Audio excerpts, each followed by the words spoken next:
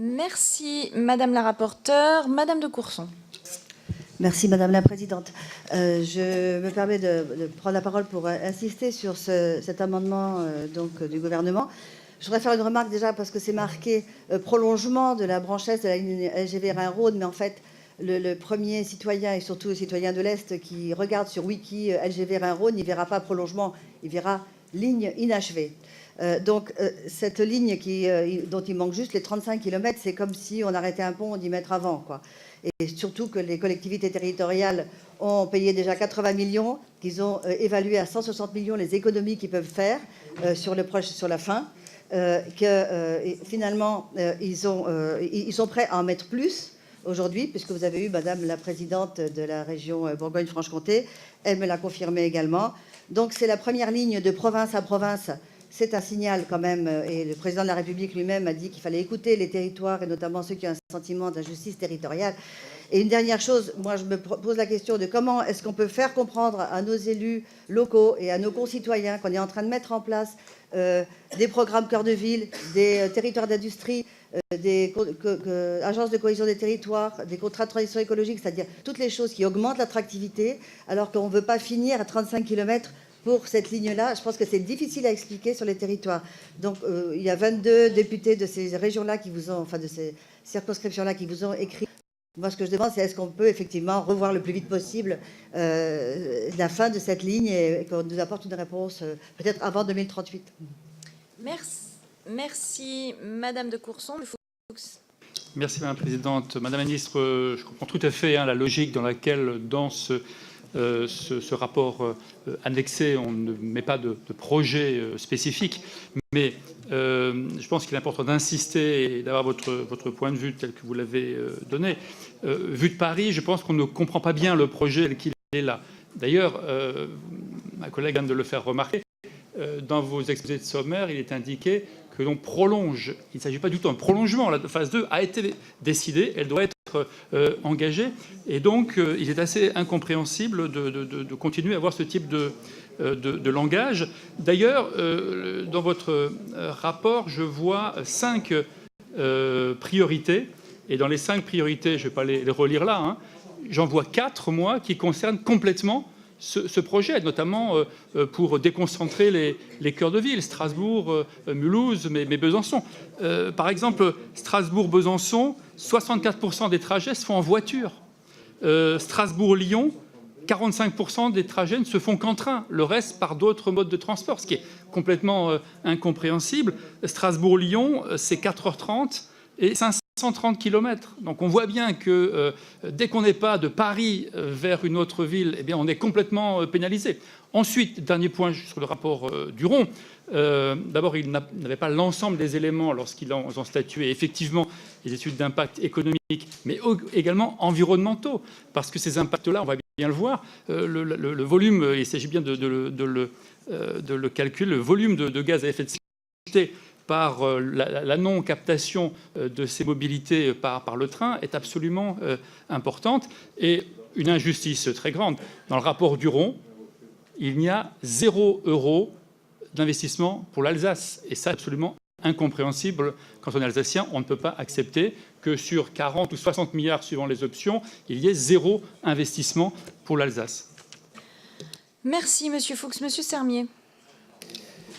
Oui, Madame la Présidente, comme l'ont dit mes 2 précédents collègues qui viennent de s'exprimer, je crois que cette ligne LGV Rhin-Rhône, il faut bien comprendre qu'elle a pour vocation, certes, à faire des liens entre les villes françaises, mais également à être un sillon extrêmement important entre l'Allemagne et puis le sillon rhodanien et Barcelone. Donc je crois qu'aujourd'hui, on est sur une infrastructure qui a commencé depuis trop longtemps maintenant par rapport à la fin de l'ensemble de l'opération. Sur les travaux qui sont à finir, on a aujourd'hui la totalité des acquisitions foncières. On a aujourd'hui la totalité des études. On a aujourd'hui la totalité de l'archéologie qui a été réalisée. On a l'ensemble des autorisations. Si on ne finit pas cette ligne, alors qui effectivement est la ligne Rhin-Rhône, mais au-delà de la ligne Rhône, ce que je vous disais, Allemagne-Espagne, si on ne finit pas cette ligne rapidement, les autorisations des études vont tomber.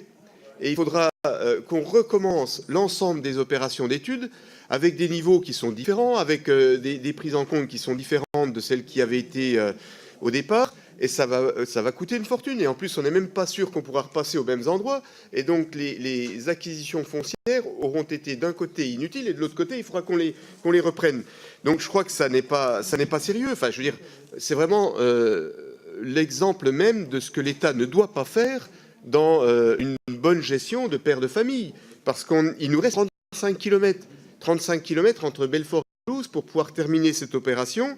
Alors, le problème aujourd'hui a été évoqué par mes collègues, mais on a une gare TGV qui a été mise en place spécifiquement sur cette ligne qui s'appelle la gare TGV de Besançon-Franche-Comté, dont on sait bien aujourd'hui qu'elle est sous-utilisée, et fortement sous-utilisée. Pourquoi ? Parce qu'on a justement une ligne qui n'est pas achevée. Donc je crois qu'aujourd'hui, il ne s'agit pas de mettre un nouveau projet. On a bien compris ce que vous disiez, Madame la Ministre, et vous voyez bien, si on évoque ce problème sur tous les bancs issus de différentes régions, c'est qu'on n'est pas pour vous demander un nouveau projet. On est là simplement pour vous dire, dans ce texte, il faut prendre l'engagement, et c'est avec cet amendement qui avait été porté par des sénateurs, en plus de différentes bords politiques. Les sénateurs avaient donc inscrit dans ce texte, il faut prendre l'engagement de terminer ce chantier. On ne peut pas considérer que l'État a fait son travail quand un chantier est à 90% réalisé et quand on ne met pas la tuile de faîtage au-dessus du toit, eh bien, ça finit par naturellement se casser la figure au bout d'un moment. Donc moi, j'attire votre attention sur ce dossier qui est soutenu par l'ensemble des parlementaires de Bourgogne-Franche-Comté, quelles que soient leurs convictions politiques. Merci. Monsieur Thiébaut. Oui, merci très rapidement. Je ne vais pas répéter ce qui a été dit, je vais rajouter quelques éléments compléments. Parce qu'effectivement, il y a aussi un autre enjeu pour nous, c'est notamment la ligne Strasbourg vers le sud et notamment vers Marseille, où aujourd'hui, il y a un véritable axe, Strasbourg-Besançon aussi également, où aujourd'hui, on le fait essentiellement par voiture au vu de l'offre. Moi, ce que je voulais rajouter, je comprends bien qu'effectivement, alors je sais que l'État notamment a investi en Alsace malgré tout par rapport à ce qui a été dit, puisqu'on parle bien aussi de la ligne Colmar-Fribourg. Justement, cette ligne Colmar-Fribourg peut prendre aussi une autre dimension avec ce projet-là.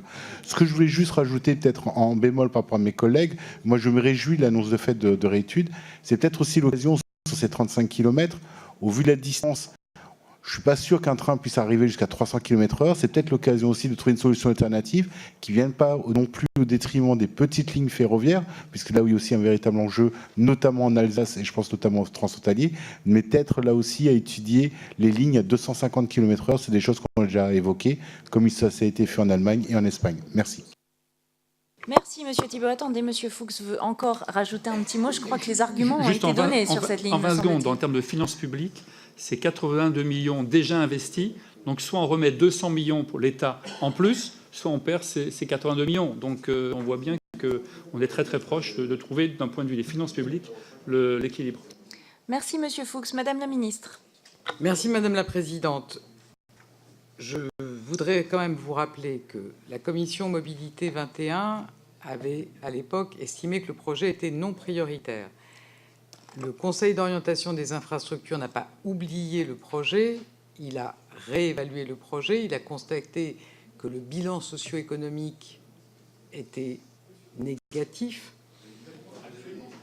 Je pense que, soit on peut considérer que toutes les méthodes d'élaboration de ces bilans socio-économiques ne sont pas fondées, soit il se trouve qu'en l'état actuel, le bilan socio-économique était négatif. Donc ce n'est pas juste une erreur d'aiguillage qui aurait conduit à ne pas recommander le projet.